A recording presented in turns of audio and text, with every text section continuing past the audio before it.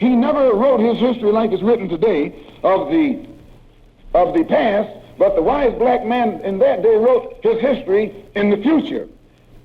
The Honorable Elijah Muhammad said that the circumference of the earth is 24,896 miles, approximately 25,000 miles. So he says the wise black man in the East writes history a year to every mile. He writes history to last for 25,000 years, not in the past, but in the future. He says that on this earth there are wise black men who can tune in and tell what's going to happen in the future just as clear. They can see ahead just as clear as they can see in the past. And every 25,000 years, he says that civilization reaches its peak or reaches a perfection. And at this time, the wise black man can hear a pin drop anywhere on the planet Earth. And they sit down and write history to last for 25,000 years. After this history has expired, they put it in a vault at the holy city of Mecca and write a new history. This has been going on and on and on and on and on.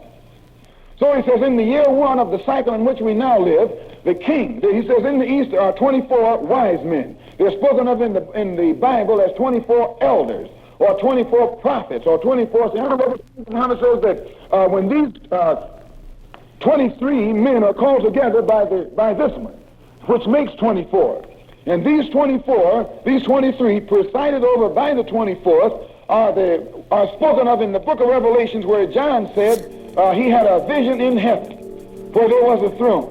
And around the throne were 24 seats, and on the seats sat 24 elders. These 24 elders that are called angels are actually 24 wise black men who live right here on this earth. But no one knows who they are.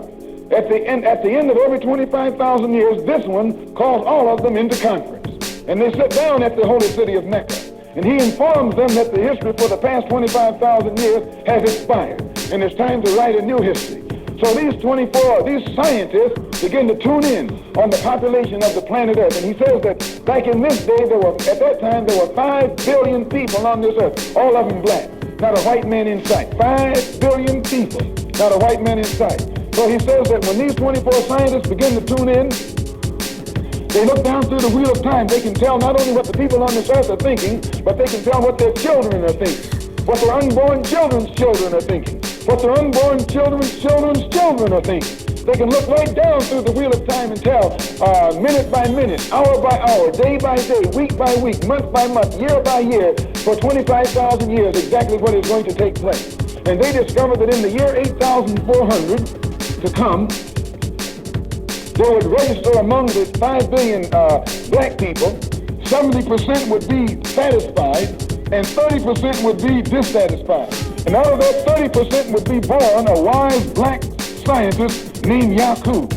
And Yakub would teach among these 30% dissatisfied, from whom he would come and create a new race, start a new world and a new civilization that would rule this earth for 6,000 years to come.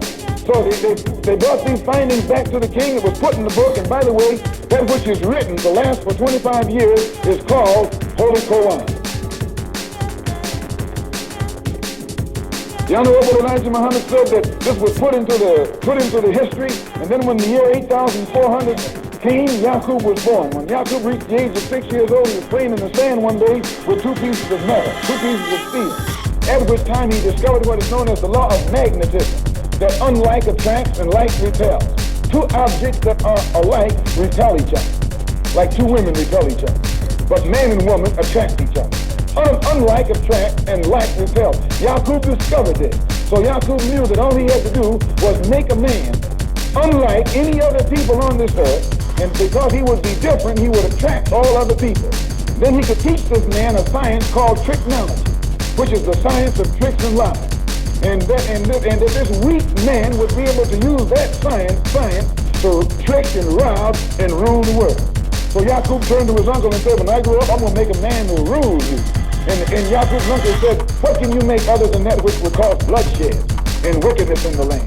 And Yakub pointed to his head and said, I know that which you know not.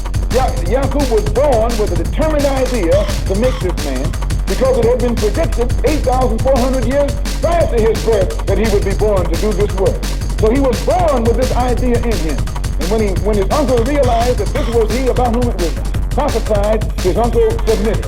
The Honorable Elijah Muhammad says that Yakub went to school in the East. He studied the astronomical sciences, mathematical sciences, and the germination of man. He discovered that in the black man, there are two germs. In the black man, there's a brown man. In the black man, or the black germ, which is the strong germ, there's a weak germ, a brown germ. Yakub was the first one to discover this. And Yakub knew that by separating that brown one from the black one, and then grafting the brown one until it became lighter and lighter and lighter, it would eventually reach its lightest stage, which is known as white. And when it got to that stage, it would be weak. And because it was weak, it would be susceptible to wickedness. And then Yakub could take that weak man that he made and teach him how to lie and rob and cheat, and thereby become the ruler of all the rest of the world. So the Honorable Elijah Muhammad teaches us that Yakub began to preach. At the age of 16, he began to preach over there in Arabia, in the East. He preached among the 30% who were dissatisfied and got many of them to follow him. As they began to listen to Yakub's teachings and believe it, his teaching spread. His followers grew, and it created confusion in the land.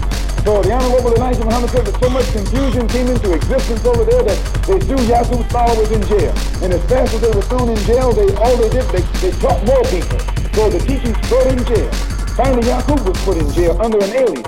And one day, the Honorable Elijah Muhammad says that the thing began to get out of hand. And the authorities went to the king and told him that they couldn't control these people.